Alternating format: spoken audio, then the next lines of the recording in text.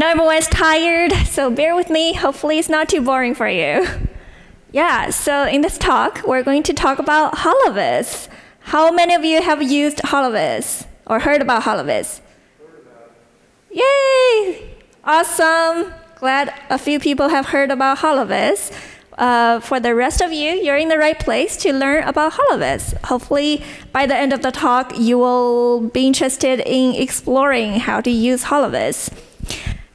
You can find the talk slides in that link below. Before we get started, I want to introduce a little bit about me.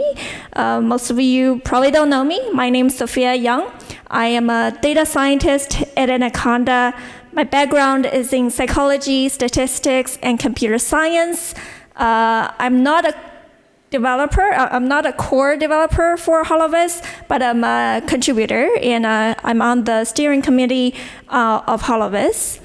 I'm also very passionate about the Python open source ecosystem in the PyData community. That's why I contributed to some of the Python packages and even created some Python packages as well. I also have a data science machine learning book club. If you're interested, please check it out. We read one data science or machine learning book per month, and we chat with the author at the end of the month. Okay, so agenda for today, we're going to, first of all, go through some pretty visualizations to see what HoloViz can do for you. And the second part, we're going to talk about why you might to consider use HoloViz.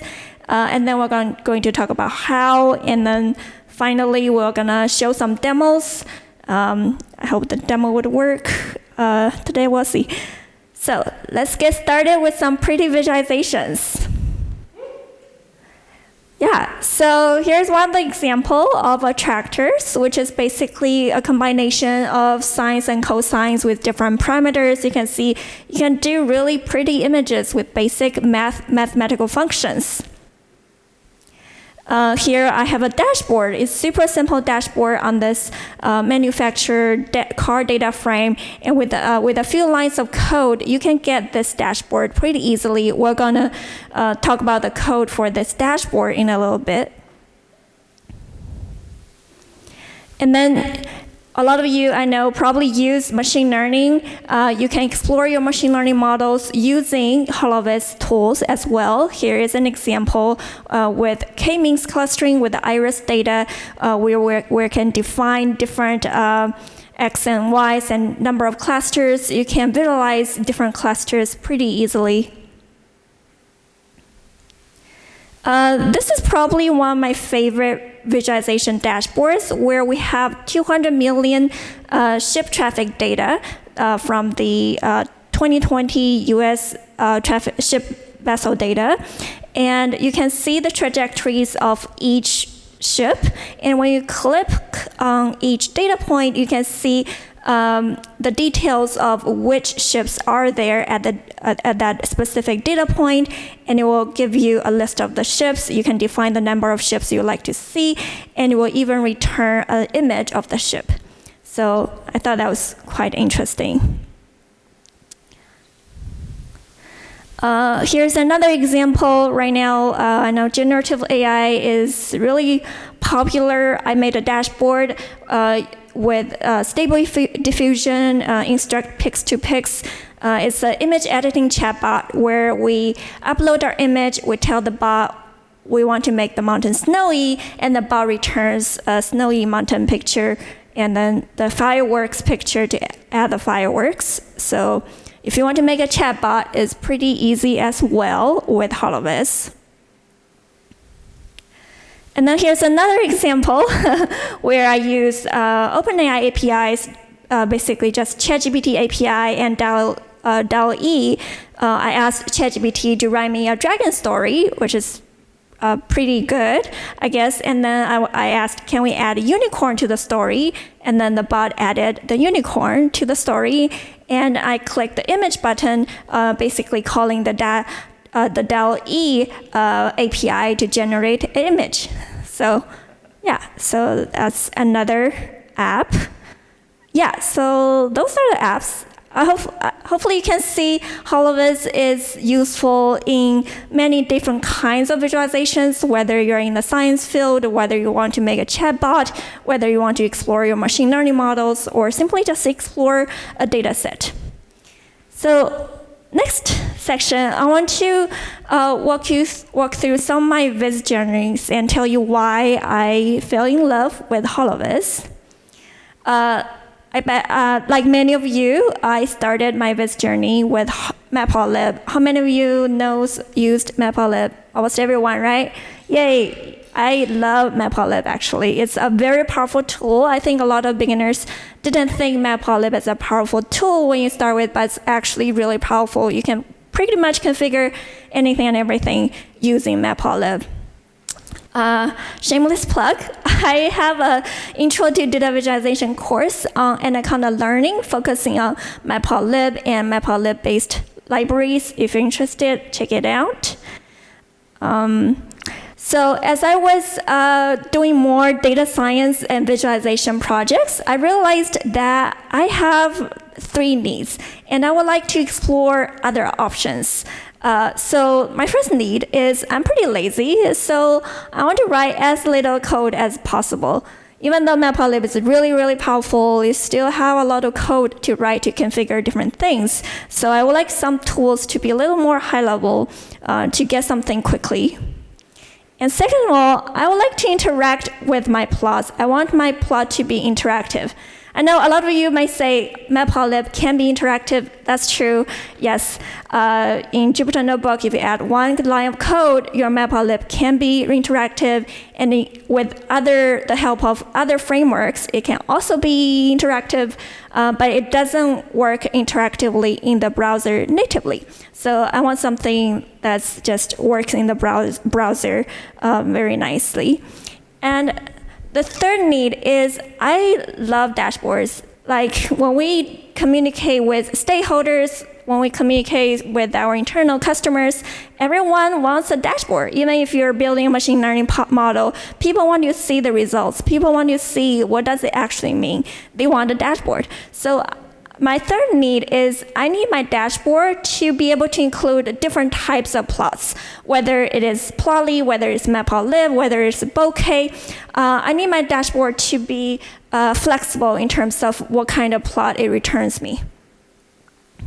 So that comes to HoloViz. HoloViz solves all my problems, and yeah, can't wait to introduce you how does HoloViz work. So HoloViz is developed by 3 of my coworkers, James Banner, Philip Rudiger, John-Luke Stevens. It was originally developed when they were at University of Edinburgh, when James Banner was a professor, and then the other 2 were his students. And then since then, they moved to Anaconda, and it's a completely open source project. It's an Anaconda-supported open source. A lot of you probably know or don't know, at Anaconda, we support various open source projects, and HoloViz is one of them. So what is HoloViz? HoloViz is not just one library. It's a data visualization ecosystem with 8 libraries. I know, when you look at the website, you might get so confused. So how do I start? Where do I start, right? The answer is, if you just started to learn about HoloViz, start with Panel and HVPlot. So Panel is the tool for building a dashboard. HVPlot is your starting point to plot your library. All the other tools integrates with those 2 tools. For example, if you want to do big data visualization, you use HVPlot with data shader as in the backend to call data shader with 1 line of code to do your big data visualization. You actually don't need to use the data shader API directly. But of course, if you want to do more complex things, you can dig into the data shader API. And the same thing with HoloViz, GeoViz, and others. So the takeaway is start from Panel and HVPlot. Okay, now you might all be wondering, you're talking a lot, so how do we use it exactly? So I'm going to quickly go through 7 points here: basic syntax, multiple backends, HPPlot Explorer, big data visualization, streaming data visualization, dashboard, and deployment. I know it's a lot of content. We're going to be high level and hopefully give you an overall picture of HoloViz. Okay, let's go. Okay, so this is a basic syntax on Matplotlib. As you can see, we're just doing a scatter plot, right? You have to write a good amount of code to get a simple plot. And if you're familiar with pandas.plot API, you can simplify this code with one line of code. It's actually running Matplotlib in the backend. So if you're familiar with pandas.plot API, you already know how to use hvplot because you just change .plot to .hvplot. But you need to remember to import hvplot.pandas to use the hvplot version for pandas data frame. And of course, hvplot also works for other different types of data. For example, if you have a DAS data frame, if you have X-ray, the scientific communities use a lot of X-ray data with hvplot. It works really well. And it works with many other data types as well. Okay, here are some other basic syntax. If you want to group by your data by color with different groups, for example, origin here, you just write by equals origin. You can, with the same plot to the right here, the first row to the right, you can overlay your different plots with a star. Of course, we don't write your code this way. You just do the by instead of overlay all those subset of data with the star. I just want to show you how to overlay the data with star. And then if you want a simple drop-down box of your origin, you can use group by origin. It will create a simple drop-down box for you. You don't even need to define a widget of this drop-down box. And then when you combine different plots into different layouts, you can use plus or you can use panel with different layout options for you. Okay, here's a function that I really like. Sometimes when I explore data, I want to plot my data with different options, different types of plots, even different distributions of different variables, or the relationship between different variables. But when I select part of my data, I want that selection to be reflected to other plots that I have. So this is called linked brushing. So this is very useful for me when I try to detect what's going on with my data, and especially saying this set of data, what's the relationship over there? It's just easier to see, and also the distribution of the same selected data on other variables. It's very useful for explorations in data science work. Okay, so here's some feature that I am very excited about. It's called annotation. It's under development. It's pretty much developed. It's going to have a release very, very soon.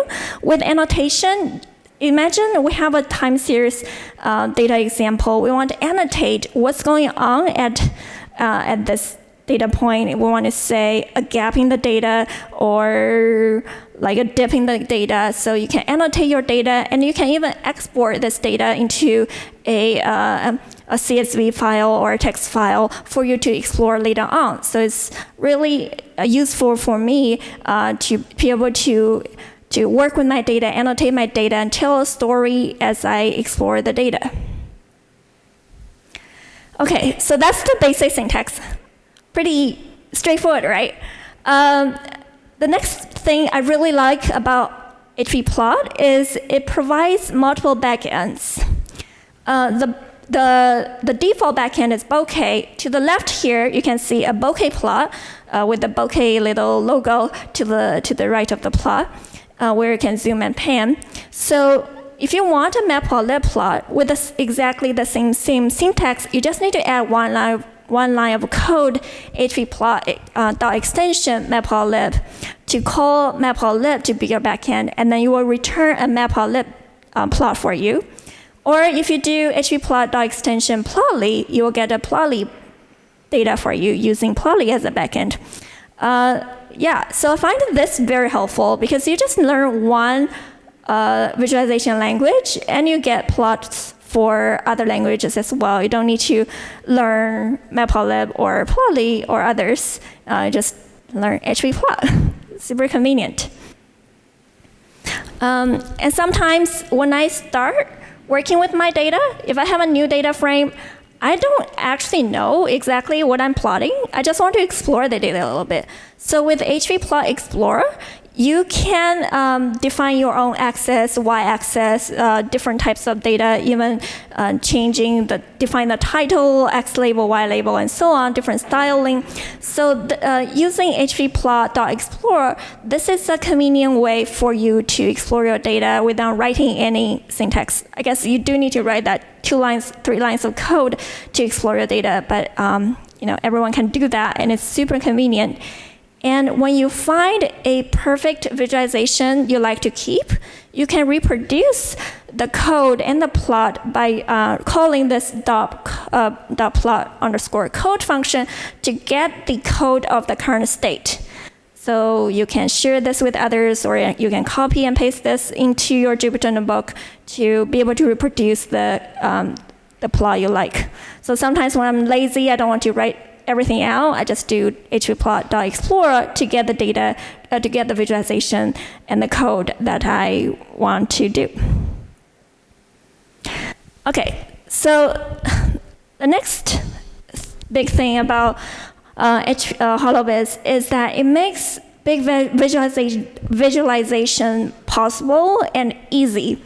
So here we have a few million data points of NYC taxi drop-off data.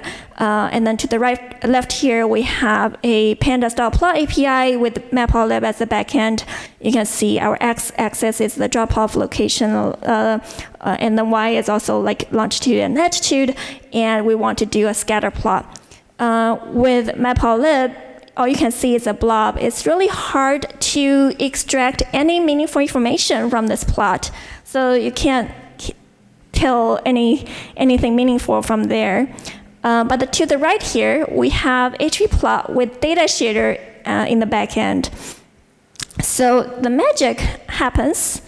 Sorry, not sure why that looks weird. But the magic happens in this rasterize equals true, this 1 line of code where data shader aggregates all the data in 1 pixel points really fast, just in memory compiled using Numba. So the calculation is really, really fast. So it actually calculates each pixel, aggregate the data points, and show you directly in the plot. And when you zoom in, you will calculate again and again. I know when I show you those 2 plots, it's kind of unfair to compare those because they actually represent different things. One is raw data points, one is like kind of aggregated data points. But with data shader and HoloViz, this is possible to add this 1 line of code and let you visualize data pretty easily. And you can add tiles to show you the background of where in New York is the data represent. Okay, next one, streaming data visualization. With HoloViz, streaming data is also possible. Thanks to the streams data frame. Like I said before, hvplot works with many different types of data frames. Streams data frame is a type of data frame. It's a separate open source package that's not maintained by Anaconda, but we use it a lot. So just to walk you through this code a little bit, we have a mem data function, just returning a normal pandas data frame. You have pd.data frame here. The index is the current time, and is returning the current memory usage of my computer. And then this df is not a pandas data frame anymore. It's a periodic streams data frame, and you call this function, and then call the mem data function. And interval is like how many, every 300 milliseconds, we want a record of this data in our stream. And then as you can see, with the streams data frame, the syntax is exactly the same.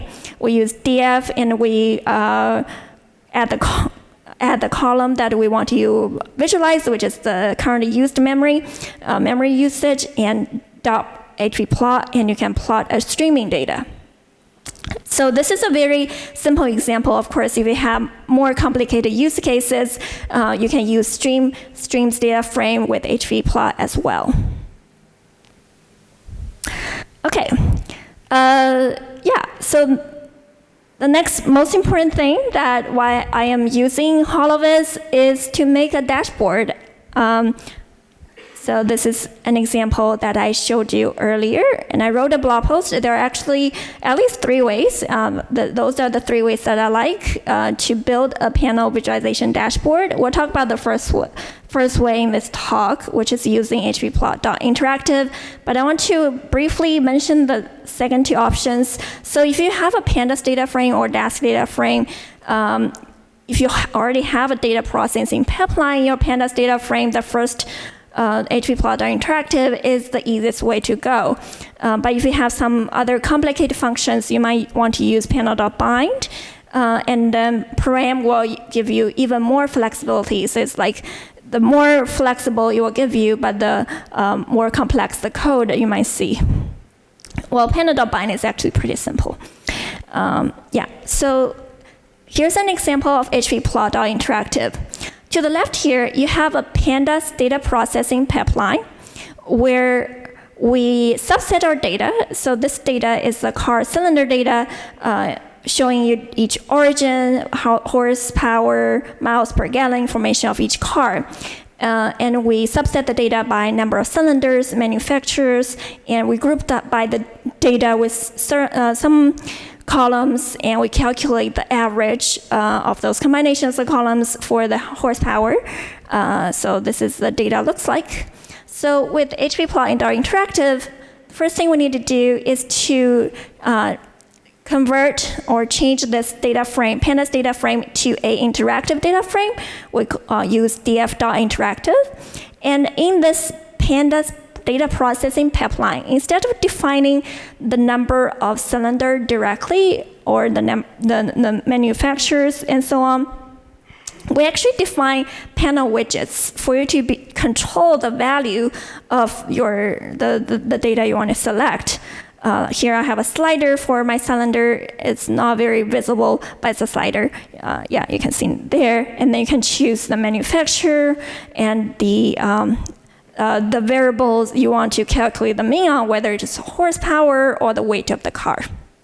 And then you can see the resulting table here is interactive. So I want to show you some demo right now. I think we still have time, right? Okay. So here's a demo. This is exactly the code that I just showed you. Can you see it? Is it too small? Okay. It's better. I hope it's better. Okay, thank you. So this is what I just showed you. This is the same code. We define our interactive data frame, and I defined 3 widgets, as you can see here. Let me get another cell here, show you cylinders. Kind of hard to type. So this is a slider. The widget is defined as pn.widgets, integer sliders, and then we can see some other ones. Manufacturer. This is the options are the options of your toggle group, and the value is the selected value in the beginning. So right now everything is selected, but we can unselect some ones. Okay, and then the I pipeline is basically combining the original pandas data pipeline with the widgets. That's why it's reactive to the widgets, the table is. Okay, and then we can format it into a better looking table using this tabular extension, or you can plot it. When you plot it, again, it's the same syntax. It's ipipeline.hvplot, and you plot it as if it were a normal pandas data frame, and it returns a interactive entry plot. Yeah, it's a little hard to see right now, but you get the idea. Okay, and then I used a template to have all my widgets in the sidebar and have my plot and my table showing up in the main part of the dashboard. And then to be able to serve this dashboard, you need to do this template. Since I call this dashboard as template, if you call it as dashboard, it's okay. You just need to do dashboard or template.servable to make sure you can serve this dashboard. And then to serve the notebook, you just simply run panel serve, and it will serve it. Let me show you how it works. No. Okay. Make it bigger. Okay, so I have panel serve and this notebook file. It doesn't have to be a notebook file. It can be a standalone .py file as well. If you run panel serve, it will serve here for you.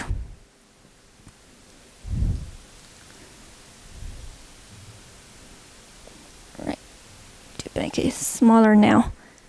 Yep, so this is the resulting dashboard. With a few lines of code, you can explore your data in a dashboard pretty easily. Okay, so that's the demo.